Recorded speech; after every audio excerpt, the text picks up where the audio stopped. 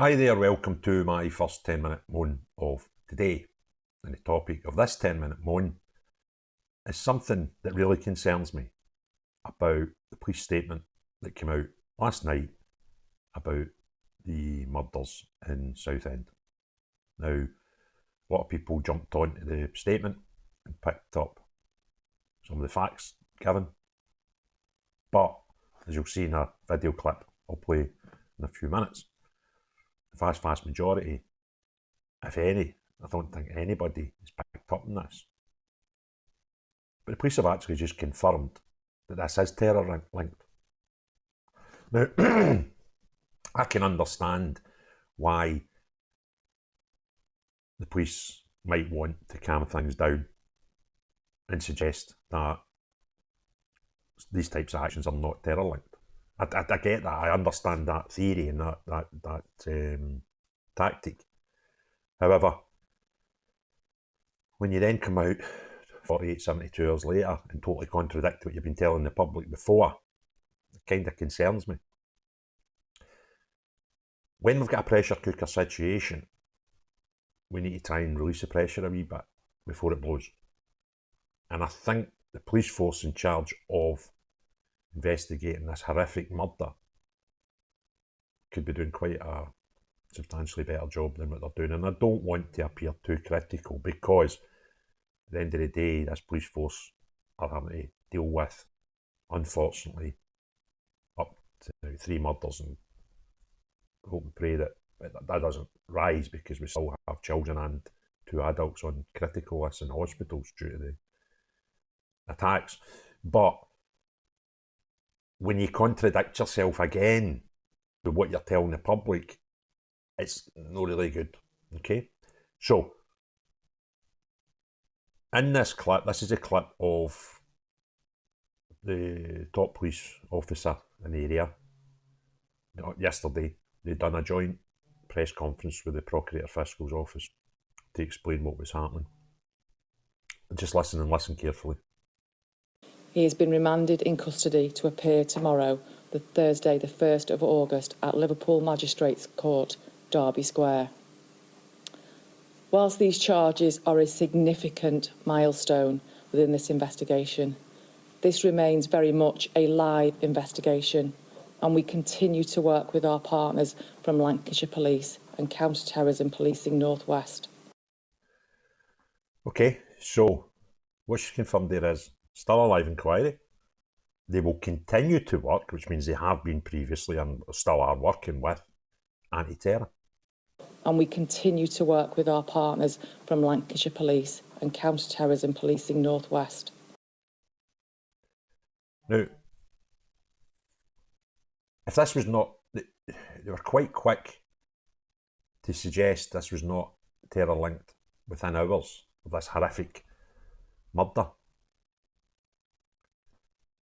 But all along, and still currently, like, now, if this was an anti-terror would have one look at it and go, that's no anti-terror, we're a way to catch some real bad people, right? Because that's what terrorists are, they're really, really bad people. But they're not, they have been and are continue to work with the anti-terror unit. This scares the life out of me.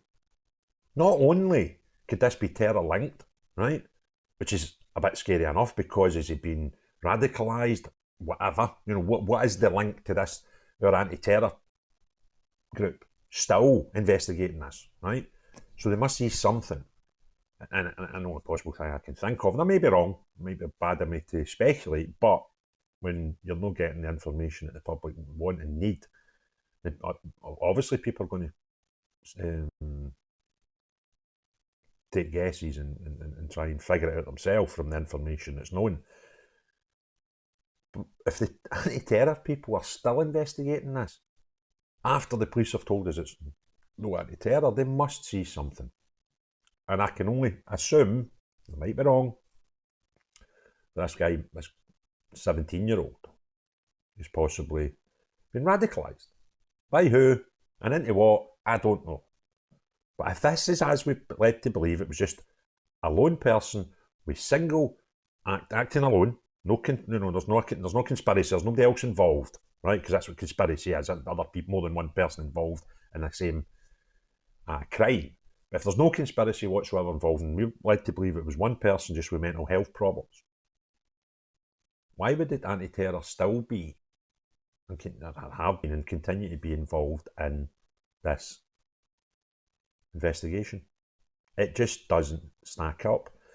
And there's someone put a photograph on X Twitter last night with an alleged photograph, and I've no way to even know if it was this criminal, right? But it was of somebody being arrested while they've been handcuffed. They were lying almost like across the bonnet of the police car, looking up with their hand behind their back, and it was suggested that that's the guy that's been arrested for this crime, and he looked well older than 17. I don't think for a minute they're telling lies about age, because that would just be completely ridiculous, because the guy that's been charged is under 18, then there's legal reasons that you can't share his name, etc.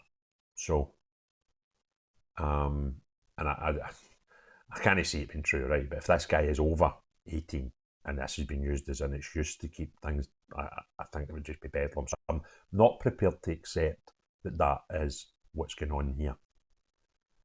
But the police are investigating about the anti-terror group, and you go, what is going on, right? And then there's news coming through about what happened at court today, and it was a large curved kitchen knife. Like, what? I can't picture a large kitchen knife that's got a curve in it. I think what you're describing is a sword, right? But sword, again, is quite a big scary word. And is that what it has used, and we're getting told it's a knife? It just beggars belief. It really, really does. And I just got my fingers crossed that, after a few nights of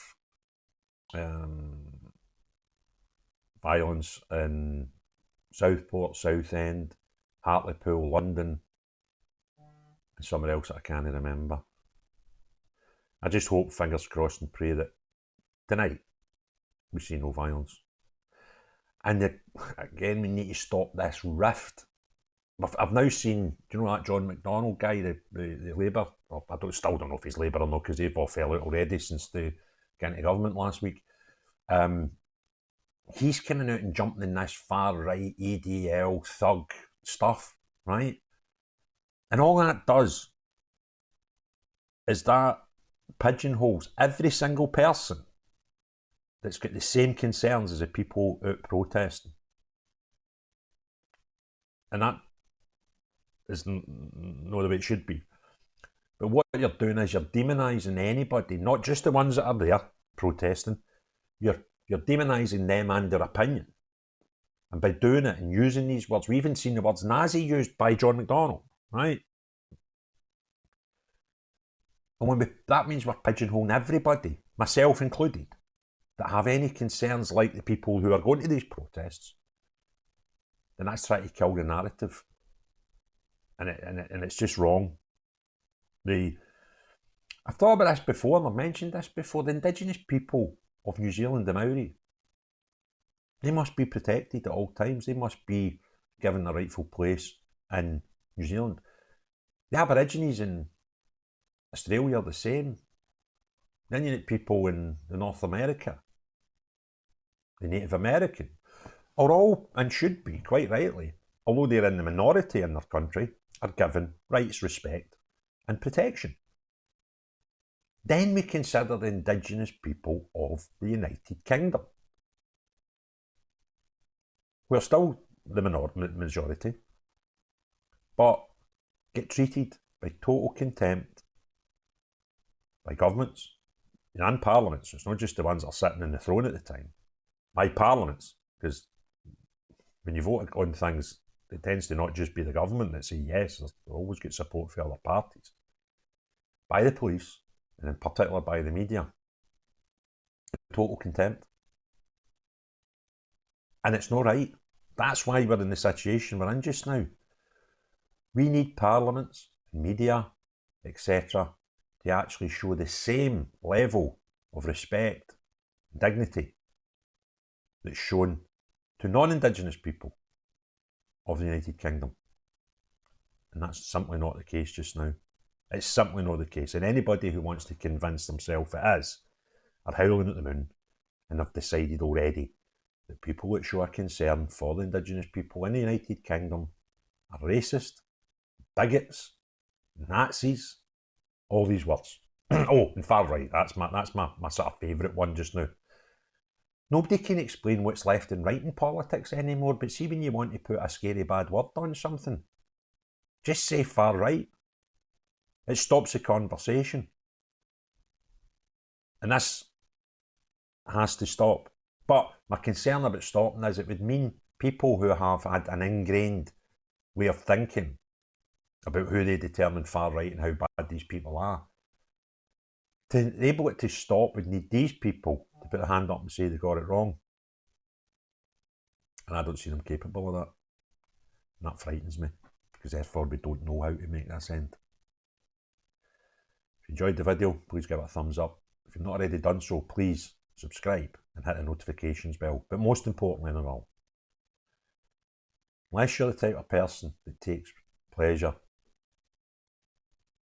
in stabbing many children and killing at least 3, and God, please, fingers crossed and prayers that that's it, we don't see any more pass away. If you're that type of person, know you, but see everybody else in the world. Have a great day. Cheery bye now.